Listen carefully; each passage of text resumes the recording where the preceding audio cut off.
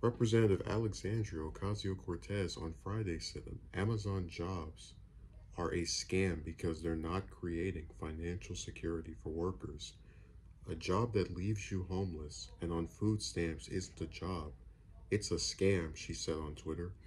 Ocasio-Cortez referenced a Bloomberg News report detailing how many Amazon warehouse workers struggle to pay bills, with as many as 4,000 on food stamps.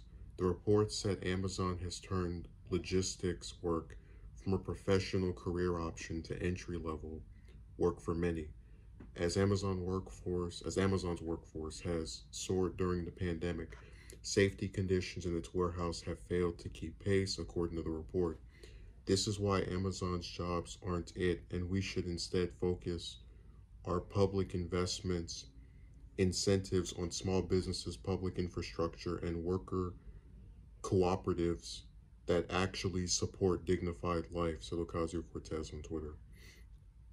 In an emailed statement, Amazon said the reporting referenced by Ocasio-Cortez's comments was false, adding that it violates over 50 years of economic thought and suspends the law of supply and demand. Said a spokesperson, hiring more by paying less simply does not work. Many of our employees join Amazon from other jobs in retail, which tend to be predominantly part-time.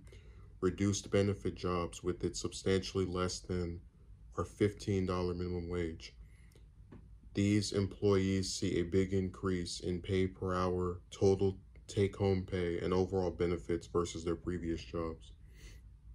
What surprises us is that we are the focus of a story like this when some of the country's largest employers, including the largest retailer, have yet to join us in raising the minimum wage to $15. Amazon said its factories create jobs, sometimes breathing new life into cities, many of which lost their economic stability as manufacturing jobs moved elsewhere. Wages generally rise in communities where it opens warehouses, it said, and it invested $90 billion in infrastructure and compensation in 2019. So Amazon is over there defending itself. I'm gonna read this last part and I'll give my opinion. Ocasio-Cortez has taken aim at Amazon repeatedly, often calling into question the amount of corporate tax it pays. Taxes from corporations could help pay for schools, hospitals, and other public infrastructure, she has often said. So the main point of having a job, in my opinion, this is just what I believe, is to have a source of income that allows one to sustain their lifestyle and then possibly, depending on their conditions, save up in order to further climb up the economic ladder. So when people who are working have to rely on government subsidies, it really calls into question the effectiveness of these positions as it relates to them actually improving people's lives. Really, I just think it's sad that so often people will point to someone being lazy or not wanting to work hard as the reason why they're, destitute or not moving forward economically. And you have these positions that do work people to the sweat of their brow and pay them so little. And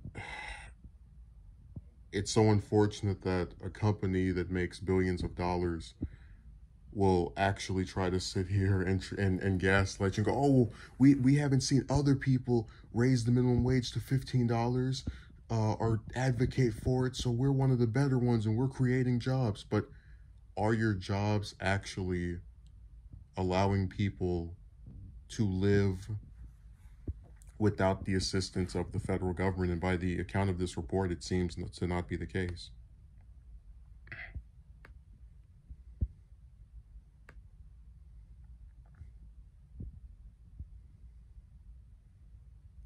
I'm glad that they've, I guess, hired more people, but if these safety conditions are failing to keep pace, it's really just a big scam.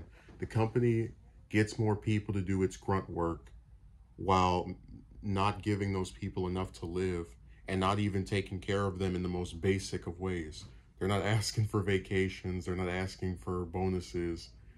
Uh, they're literally breaking their behinds for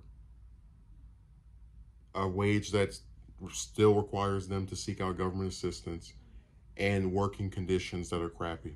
So I agree with her. It's really sad. But again, the U.S. is really antagonistic to its own people. That's why over 60% of us can't afford $1,000 emergency.